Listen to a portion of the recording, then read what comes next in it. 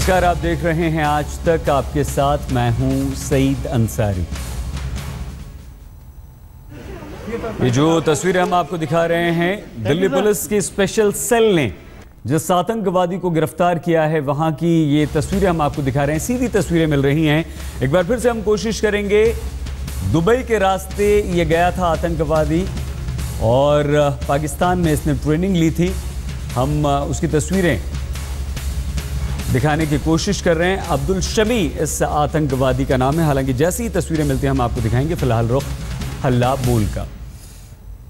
तो सवाल जो खड़े हो रहे हैं वो सियाही और केजरीवाल की हत्या की साजिश में कितना दम। केजरीवाल की सुरक्षा पर पुलिस की पोल खुल गई है क्योंकि आरोप आम आदमी पार्टी की तरफ से लगे हैं। इस कांड से केंद्र केजरीवाल में टकराव का क्या कोई नया मोर्चा खुला है? एक बार फिर से केंद्र और दिल्ली सरकार आमने सामने हैं। लड़की के घोटाले के आरोपों की जांच क्यों नहीं करवा रही है आम आदमी पार्टी? हर बात पर प्रधानमंत्री और केंद्र पर निशाना। आम आदमी पार्टी की क्या रणनीति है? तो इन तमाम सवालों पर आज चर्चा होगी। लेकिन दिल्ली में मुख्यमंत्री अरविंद केजरीवाल पर स्याही फेंकने वाली भावना अरोड़ा को एक दिन की हिरासत में भेज दिया गया है। लेकिन इस मुद्दे पर अब जमकर राजनीति हो रही है। आम आदमी पार्टी ने इसे बीजेपी की साजिश करार दिया है और कहा है कि जानबूझकर दिल्ली पुलिस केजरीवाल की सुरक्षा से खिलवाड़ कर रही है। एक दिन पहले जितनी ताकत से स्याही केजरीवाल की तरफ उछाली गई, उससे दोगुनी ताकत से आज केजरीवाल की पार्टी ने सियासत का मोर्चा खोला। आम आदमी पार्टी के प्रवक्ताओं की पूरी पलटन कैमरे के सामने आई, ये साबित करने के मकसद से कि छत्रसाल स्टेडियम में जो कुछ हुआ उसके पीछे साजिश थी। अरविंद केजरीवाल के ऊपर हमला करने का, उनके ऊपर गहरे घात करने का, उनको चोट पहुंचाने का और इस संभावना से, इस आशंका से इनकार नहीं किया जा सकता कि उनको कत्ल करने का की साजिश हो सकती है या रची जा सकती है। इतना बड़ा आरोप लगा देना, दिल्ली और देश की जनता को गुमराह करना कि मुख्यमंत्री की हत्या की साजिश हो रही है।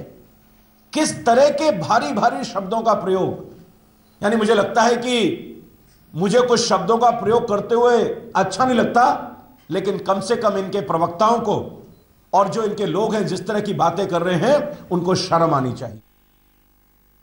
सवाल है कि ये वही आम आदमी पार्टी है जिसने पूर्व केंद्रीय मंत्री पी चिदंबरम पर जूता उछालने वाले जर्नैल सिंह को पार्टी का टिकट देकर चुनाव में उतारा था, और ये वही केजरीवाल हैं जिन्होंने खुद सुरक्षा लेने से इनकार कर दिया था।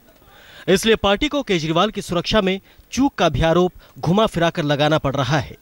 लेकिन बावजूद इसके दिल्ली पुलिस एक चुनी हुई सरकार की सुरक्षा में चूक की जिम्मेदारी से पल्ला नहीं झाड़ सकती। जो भी आवश्यक है हम कर रहे हैं और करते रहेंगे। जिस प्रकार का इंतज़ाम माननीय सीएम के इंतज़ाम में लगाना चाहिए वो हमने लगाया हुआ था और जो है कोई चूक नहीं हुई है।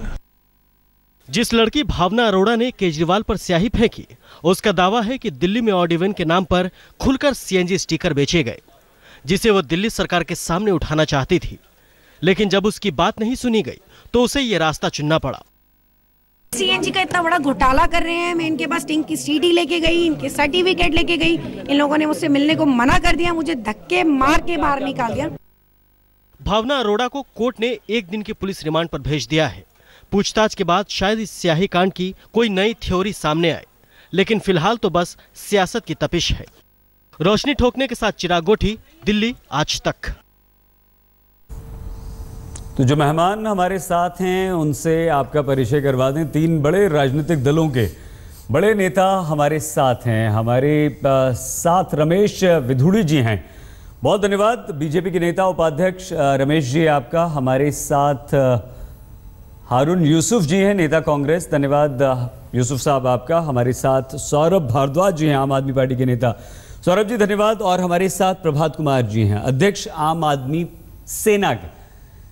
प्रभात जी सर, ये जो सर्टिफिकेट है क्या आप दिखा सकते हैं? जो घोटाला का आरोप लगा था कि ये सर्टिफिकेट हासिल किया गया है, क्या ये आप बताइए ये दिल्ली सरकार देती है? क्या है ये सर्टिफिकेट? सर, दिल्ली के अंदर जितना कमर्शियल ट्रांसपोर्ट है और जितना प्राइवेट ट्रांसपोर्ट है वो सारा बुराड़ी के अंदर, और दिल्ली की जितनी भी अथॉरिटीज़ हैं उसमें दिल्ली सरकार उसको इंडोर्समेंट करती है।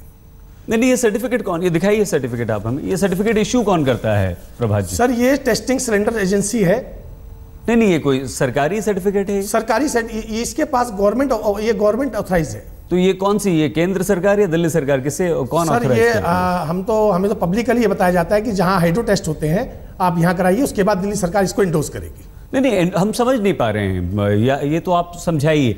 स्टार सिलेंडर टेस्टिंग कंपनी जो लिखा हुआ है इस पे, ये कोई निजी कंपनी है? हाँ जी, बिल्कुल निजी। तो इसे दिल्ली सरकार ने ऑथराइज्ड किया है, दिल्ली सरकार ने बैठाया है? बिल्कुल बिल्कुल सर, क्योंकि ये सर्टिफिकेट दिल्ली सरकार की फाइल में लगता है।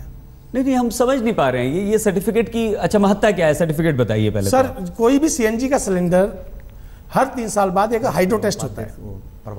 वो हाइड्रो टेस्ट दिल्ली सरकार अपनी फाइलों में इंडोर्स करके उसकी आरसी को इंडोर्स करती है। अगर उसके अंदर सीएनजी कन्वर्जन लगा हुआ है तो दिल्ली सरकार के ट्रांसपोर्ट मिनिस्टर क्या सो रहे हैं, क्या मॉनिटरिंग नहीं कर रहे हैं? ये घोटाला क्या है ये भी बताइए। सर घोटाला ये है कि एक मोटरसाइकिल का नंबर है जिस पे इन्होंने कार का सर्टिफिकेट इशू कर दिया है। यह दिल्ली सरकार की मॉनिटरिंग है, यह गोपाल राय की इंटेलिजेंसी है कि एक मोटरसाइकिल के नंबर को, जिसने मोटरसाइकिल के नंबर को कार के सर्टिफिकेट में इशू करना, किसी भी मोटरसाइकिल को पेट सीएनजी कन्वर्जन अभी नहीं है इंडिया में।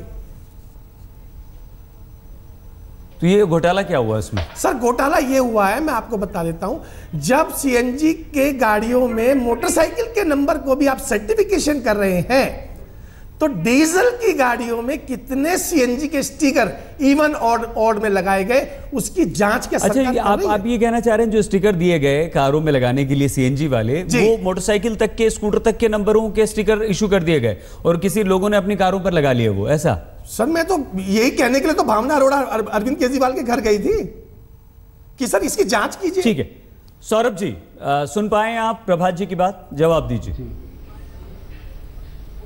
जी मेरे को ऐसा लगता है कि दिल्ली पुलिस और दिल्ली ट्रैफिक पुलिस के पास ये सारी की सारी पावर्स हैं कि अगर उनके ऊपर कोई स्टिकर लगा हुआ है तो वो देखें कि उसके अंदर सीएनजी सिलेंडर है या नहीं है, और सीएनजी जिस सिलेंडर्स होते हैं उसके अंदर एक और चिप भी लगी होती है, वो सब देखे जा सकते हैं और उन लोगों को प्रोसिक्यूट किया जा सकता है, उनको जेल भेजा जा सकता है, उनको फाइन किया जा सकता है। और अगर किसी चीज़ की जांच करानी है तो बिल्कुल अगर इनको अरविंद केजरीवाल के ऊपर भरोसा नहीं था तो एंटी करप्शन ब्रांच है, सीबीआई है, दिल्ली पुलिस है, ये सारी चीज़ें हमारे अंडर नहीं आती, किसी भी एजेंसी से जांच करा सकते थे। उसके अंदर इतना बड़ा मुझे नहीं लगता कि इतना बड़ा इस चीज़ के लिए हाय हल्ला मचाना कि इसके अंदर गोपाल राय कुछ कर रहे हैं और अरविंद केजरीवाल कुछ कर रहे हैं, हो सकता है। दिल्ली सरकार सीएनजी कन्वर्जन का इंडोर्समेंट दिल्ली सरकार कर रही है, गड़बड़ी करी हो। सुनिए सर, दिल्ली के अंदर जितने कमर्शियल व्हीकल, प्राइवेट व्हीकल में सीएनजी कन्वर्जन हो रहा है उसका इंडोर्समेंट दिल्ली सरकार कर रही है। उसमें उसको इन्फोर्समेंट डिपार्टमेंट जो आपका है वो उसको कैच करता है। इसी के लिए तो गोपाल राय के पास गई थी भावना, ये सीडी लेके क्यों गए आप? भावना जी गई थी या नहीं गई थी मुझे तो पता नहीं है सर, ये तो फिर टेक्निकल इशू है, इसमें पता कैसे चलेगा? आप तो ट्रांसपोर्ट मिनिस्टर भी रह चुके हैं। इसमें टेक्निकल क्या है? ये तो एक अफवाह का इशू है, आप अफवाह उड़ा रहे हैं यहाँ पे बैठ के, इसमें टेक्निकल क्या है? सर अरविंद जी की जब टीम में हम काम करते थे, अरविंद जी ने ही तो हमें सिखाया था कि कैमरा लगाओ, स्टिंग करके लाओ, मैं उस पर एक्शन लूंगा। और आज जबकि आप खुद भी थे हमारे साथ में, अरविंद खुद ही तो कहते थे ये सब। अब अगर स्टिंग हो गया, अच्छा एक सेकंड प्रभात जी, भाई एक सेकंड सौरभ जी, रमेश जी, रमेश विधुड़ी जी, रमेश जी क्या लगता है आपको? एक ऐसे शख्स यहाँ पर हैं प्रभात कुमार जी जो पहले आम आदमी पार्टी से ही जुड़े थे, अरविंद केजरीवाल के साथ ही थे, वो एक घोटाले का यहाँ पर जिक्र कर रहे हैं, सौरभ जी उससे इनकार कर रहे हैं, क्या है ये?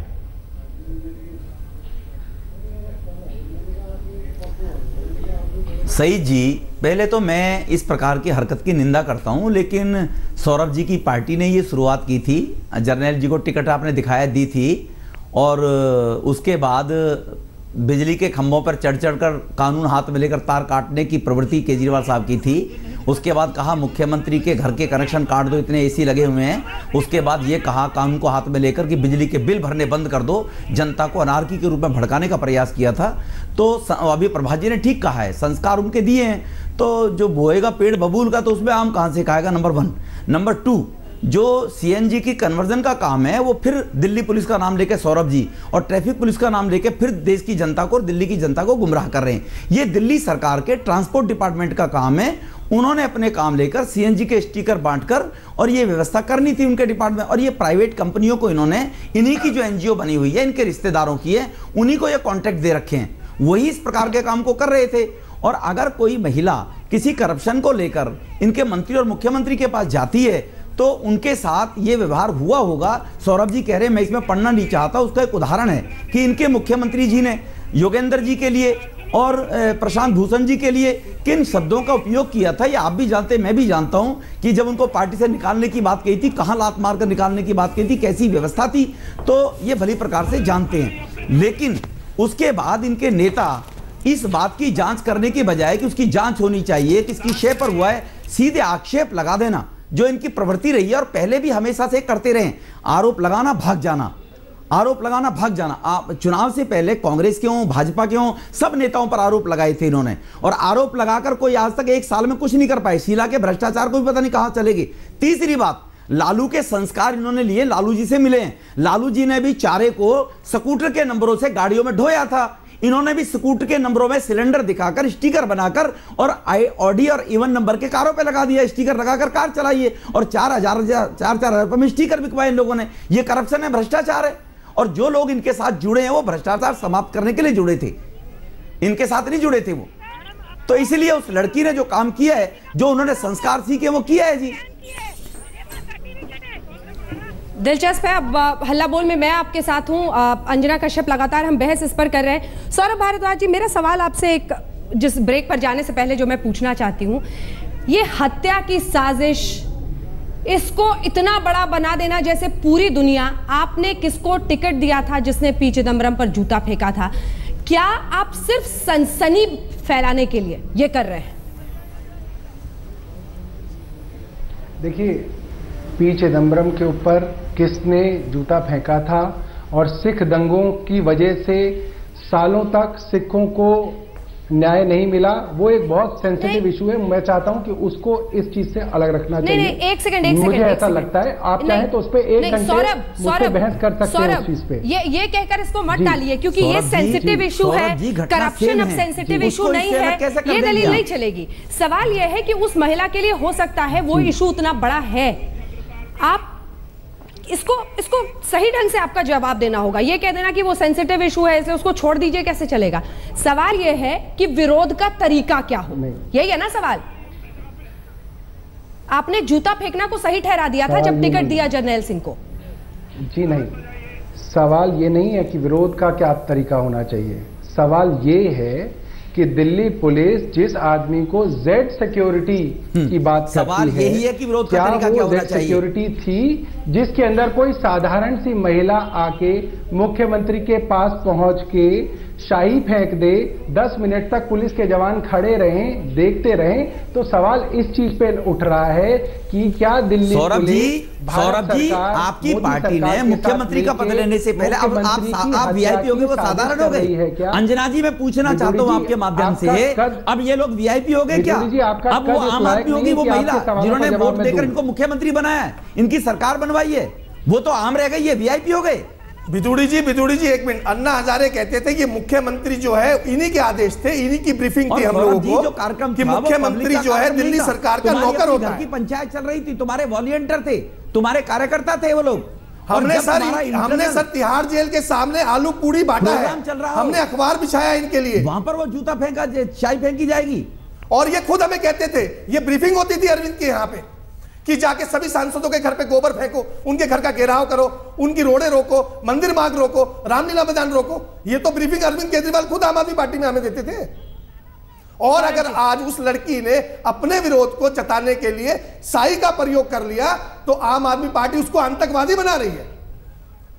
जिस सिंपल से काम के लिए लड़ाई शुरू हुई थी उसका जवाब चाहिए। मुझे मजबूर स्याही कांड का साजिश कनेक्शन आखिर है क्या, उसी पर हम चर्चा कर रहे हैं। सभी खास मेहमान हमारे साथ बने हुए हैं, लेकिन 3 तस्वीरें हम आपको अलग अलग डेट्स की दिखा रहे हैं, कब कब छींटे पड़े अरविंद केजरीवाल पर। 8 अप्रैल 2014 ये बनारस की तस्वीर है। स्याही फेंकने की तस्वीर अलग अलग जगहों पर यह है। 17 जनवरी को, 25 मार्च भी आपने देखा किस तरह से स्याही फेंकी गई।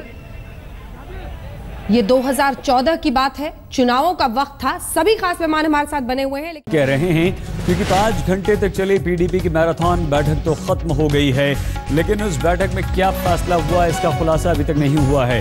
बैठक खत्म होने के बाद पीडीपी के प्रवक्ता ने कहा है